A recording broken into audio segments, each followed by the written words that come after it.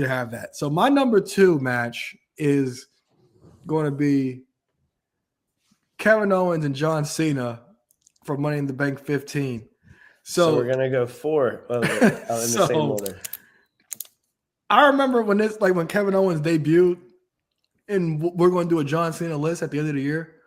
So I remember when Owens debuted on Raw, it was awesome. And then when he beat him at Chamber, I couldn't believe it. Like I was shocked. I legit was like, huh, really? And this was not as good as the first match, but this match was good. And I do think it deserves the spot that it's in. Owens just completely mocking Cena through this entire match. Great, doing a 5-knuckle shuffle, doing all Cena's moves. I thought it was fantastic. It'll be I wouldn't say it's a downfall of Kevin Owens because he would lose this feud, but recover a few months later by becoming an IC champion. But definitely a great debut and a good start for WWE career for Kevin Owens. So that's my number 2. John Cena and Kevin Owens for Money in the Bank 15.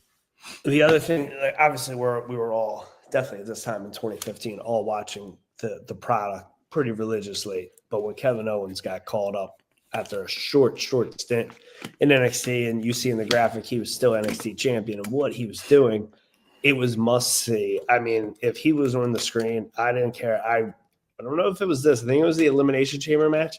I remember I was in a McDonald's drive-thru, it playing on my phone while I was at the beach, and I remember watching it, and then I got back to the beach and continued watching the show. Everything of it was must-have. That KO shirt, I believe, is my second adult-sized WWE shirt I bought. I believe it was first I'm a Paul Heyman guy, and then it was that shirt, which has seen the dryer too much, or this is why I'm not drinking beer right now. But yeah, phenomenal match. Definitely deserves this rank as number 2. And yeah. So then here we go. Fourth time's the charm. All right, so I'm just going to just pull it up on the screen right now. I don't think we don't have to really say anything at this point. Number 1, John Cena, CM Punk for the WWE Championship for Money in the Bank 11. Rewatching this, it's a period piece. It's a period piece. Hits every time. I'm not going to. That's not what I was going to say. From an in-ring perspective, it's not as great as everybody puts it out to be, but it's a period piece. You had to be there to enjoy it for what it is. I've played this match for casual fans, and they say that match is great. I'm not saying that. I just don't think it's as good from an in-ring perspective as we think it is. Now, like I said, different times. It's like if you are around, you understand.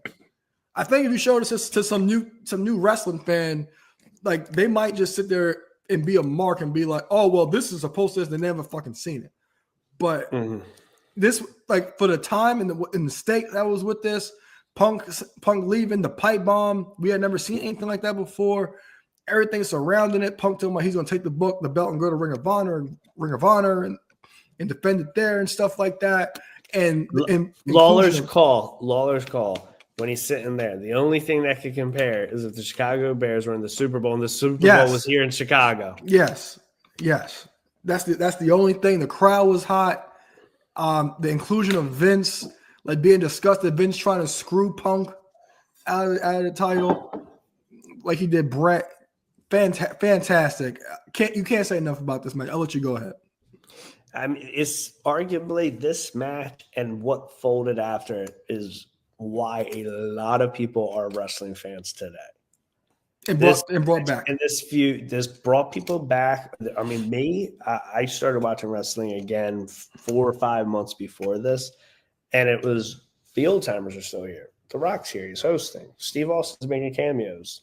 Undertaker versus Triple H. Yo, it's still on my guys. They disappear.